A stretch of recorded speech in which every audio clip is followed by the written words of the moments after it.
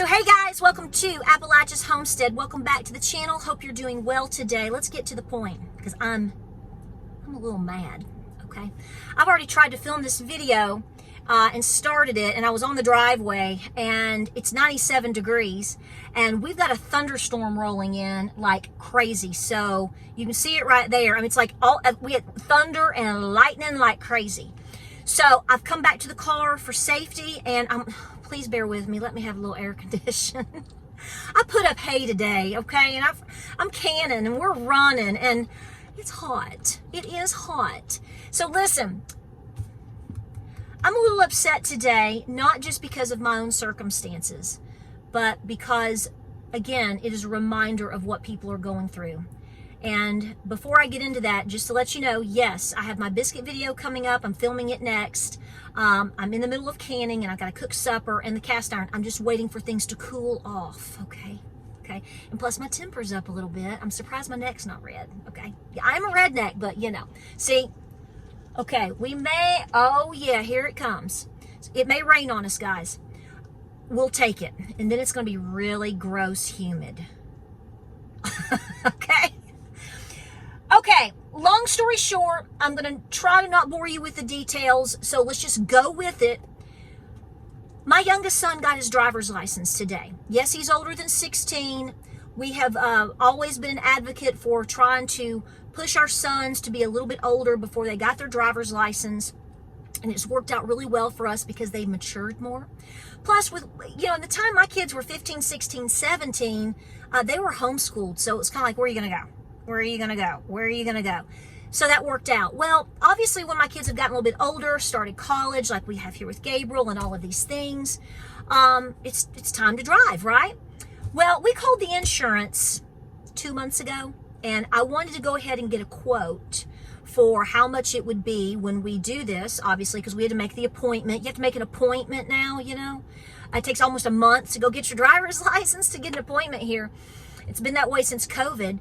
And because we had to do that with my middle boy. So we've already done all this. And I was quoted, I'm just going to tell you the numbers. I was quoted about $150 a month. $150 to $160 a month is what we were looking at. And that is what we were looking at also with my middle child. I call him my middle child. He's 21 years old. See, he got his license a couple of years ago, and he was driving then the vehicle that Gabriel is driving now. Okay, so he was $159. Okay, obviously you already know that when you have a new driver, especially a young male, they tend to be a little pricey. We know that. My boys contribute. All is good. Fast forward to today. Got his license. He's so excited. Yada, yada, yada. He's a great driver. We're comfortable. We're good. Yeah. Hi, Mr. Marlowe. How you doing today? Oh, good. Yeah, I will look into that for you. That is wonderful. Yeah, you call. Okay. Well, let me see what it is, and I'll call you back. Click. Ring a ding, ding, ding, ding. Hello, hello, hello. This is James Marlowe. Hello, my husband dealt with this today. Hi, Mr. Marlowe. We just want to let you know it's going to be $350. I thought James was going to absolutely lose it. See, everybody thinks I'm the like crazy conniption fit. One in the group here, one in the marriage. It depends on what's going on. Okay, this is why we let James handle things like this, because, well, he did, and he's handling it still. So we're going to see if it changes. He's like, well, I'm going to tell you right now, I'm canceling your insurance. He said, because there is no way in Hades that I'm going to pay that. I'm paying almost as much for him as I am my other boy, my wife, and myself in full coverage for our vehicles. Are you all out of your mind? So it's being worked on. But you want to know why the average American citizen, middle class, maybe a little above it, a little below it, whatever. I hate to even talk about classes because I think we're being put into a class warfare because it's the gaps, the division in the classes is becoming extreme. I'll tell you how extreme it's coming. If you are middle class to upper middle class, we're just all getting slammed down in the mud with the rest of you down here too, okay? I mean, really, we are, because this is how an average working American is basically not able to make it these days. $200 a month, and I don't have to tell you this. I had to turn on the little air. I'm sorry. I'm almost suffocating. It's hot and I'm mad. This is why people can't do what they do. I mean, what do you do? I can't tell my son. Now, again, we're going to make it work, and he's going to work. I get it. But think about what this just did to a young adult. You know, the youngsters in this country that have gone to college and that did all these things, and they're trying to get a job. Where are you going to get that nowadays? And you can't afford a house. Well, heck, you hardly can afford to drive a freaking car. And I said freaking car. The car prices, maintenance, gas, which in November of 2020 was $1.57 to $1.59 here in East Tennessee. I have pictures of that. It's now, today we paid $2.89, which is actually major breathing room. I know you folks in California are like $16,000 a gallon. Hey, I love you. No offense. That's why I don't live in California. But I'm just saying, almost $3 a gallon is very hard on East Tennessee. You have to consider where you live and what people make and the demographics and how much things cost. But the point here is, how are young people going to do it? There are people working 2, 3, 4 jobs to make rent in trailers and small apartments, old apartments here. They can't even come up with the rent money. Imagine if their car insurance, even if it's the most basic, more than doubles. Just like that, like many of you have talked about. And people want to know why the Dollar General is hurting. Let me tell you right now, and I'm not being ugly to anybody. Dollar General seems to be on this side of the country more than it does in others. I haven't looked at the full demographics of it, but I can tell you right now, in order for Gabriel to go get his driver's license today, it is not in this county, it's not in the next county, it's the next county over, because they do a really good job over there, believe it or not. That DMV works pretty good. I counted, and I'm telling you that I drove past 5 Dollar Generals just to get there. They are a staple here. And the reason why, even if you hate the Dollar General, you think it's nasty, gross, they ripped you off because they overcharged you on something. I know all the stories. I love the Dollar General because the ones I go to, I know what they have. I know the management. One in particular does a great job. And they still have the dollar aisle. Items are smaller, but they still have a dollar section that works really well for preparedness. So my point here is people go, why do y'all care about the Dollar General? If I drove you around and took you to all of these small little towns, one red light, okay, maybe 2 or none for that matter, places where people live, communities, the Dollar General, if they have one, is like the thing. That's where they shop because it takes, so for example, if you lived up on Grandview Mountain like we did, and I think they just got we didn't have no Dollar General when I lived up there, honey. We had to drive all the way to Crossville. We had to fly off that mountain and go all the way to Dayton, or all the way into Knoxville, or all the way to Oak Ridge. All these different, we had to drive 45 minutes to even get to a Walmart. Okay? So at the bottom of the mountain, you had a little Family Dollar and a Piggly Wiggly. That's why you hear me talking about the Piggly Wiggly so much, because I had to shop at the Piggly Wiggly so much because there was nothing else. So typically these small rural towns, especially in the South, the communities might have, I don't know, a food, you're uppity if you've got an Ingles or a Food City, honey. Or a Piggly Wiggly. You might have a Dollar General. But a lot of these places do not have a Walmart even. So when the main staple place is falling through the floor, this should tell you right now what's happening, because the question is, if people are not shopping at the Dollar General, where are they shopping? They're not. In a lot of these places, now somebody's going to say, well, they're going to Walmart. Well, a lot of these places, like I just said, don't have a Walmart. These people will shop Walmart, but it's 30 or 45 minutes away in a lot of ways. And what if they can't make their car insurance because it's gone up $200 and they can't drive, so they have to wait on somebody else? Well, see, so they just stay local. So when you see the main staple of the Dollar General right now hurting like it is, that should tell you a whole lot. Now, I love to pop into the Dollar General. Like I said, I love their dollar section, and it's a quick, you can grab. It's not my main shopping place because, no, they're not the cheapest. We all know that. But here's the deal. By the time you figure your time and gas for several things that you use on the regular, sometimes going into the Dollar General is the quickest and cheaper option. So if they're hurting, even with all the stores that we see, what is that telling you about the average American citizen right now? I don't think that that it's just shifted to Walmart. No, I don't believe that. What I believe is they're going to the food pantries is what I think. They're getting help. And I'm not saying there's anything wrong with that. If you need help, get help, okay? I don't want you starving. And if you are an individual out there that can drive a vehicle, has a house and a vehicle, has an income, you have the means to go shopping and or to prepare, please don't be taking food from the food pantries right now, because just like with the Humane Society or with your local animal shelter, the need is so great, okay? I mean, we've got places here, I've been told by you, there are local facilities here that have food boxes, and the need is, so, they're not going to be able to do some of it. So we have a lot of problems, folks. I don't have the solution at this moment. That doesn't help anybody. I get that. But what I want to say to you is understand they are lying so bad about the reality of what we are going through. And it's affecting all of us. I can go shopping today and buy groceries, and I'm blessed to do so, and I don't deny that.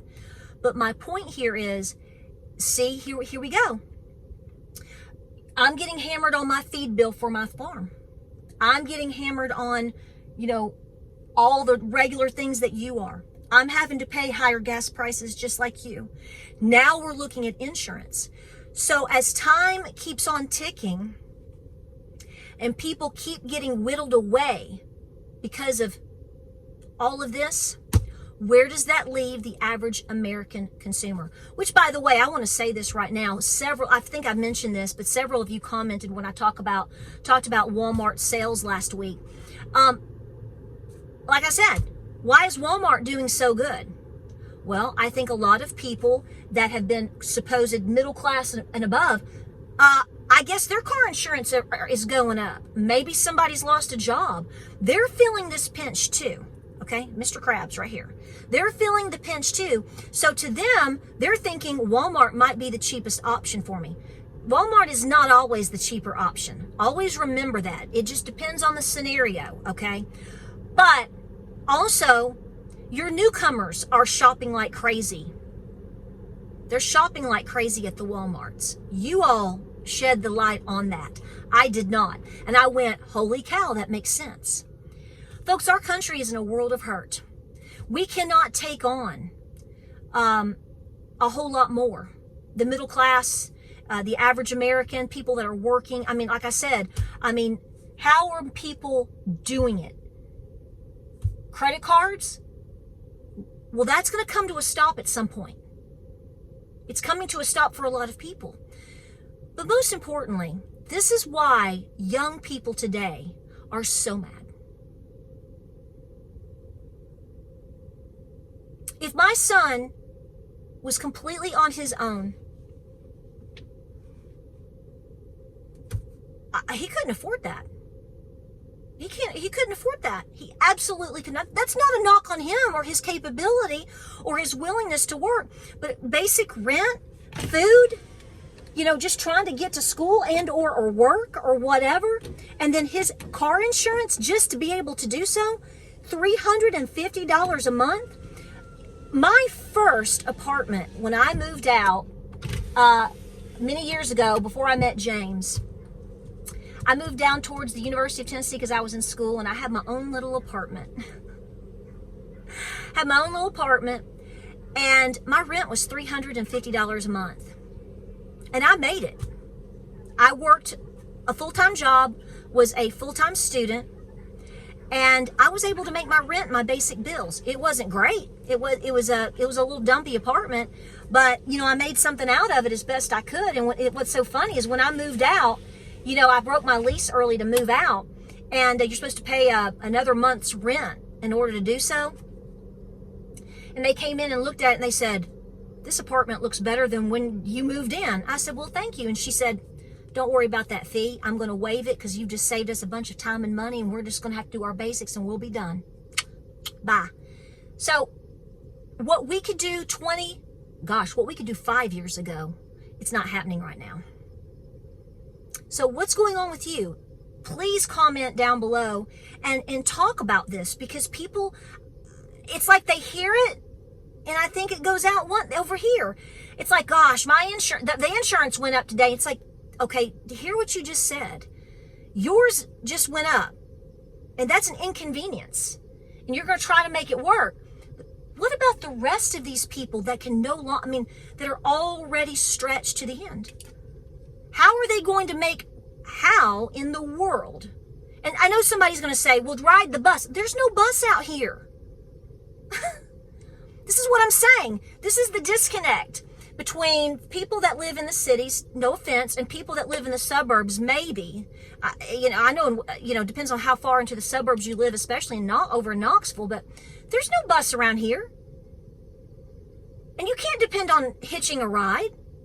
I mean, you got to make it work. I get all that, but I'm just saying, think about what this does to people. Young people especially, that are willing to work, willing to go to school, willing to try, willing to do, and right from the get-go, they're just slapped down to nothing.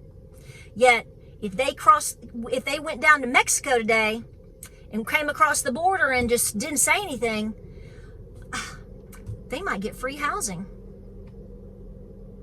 Credit cards, food, clothing, jobs making more than the average American citizen, at least who may have been in that job previously.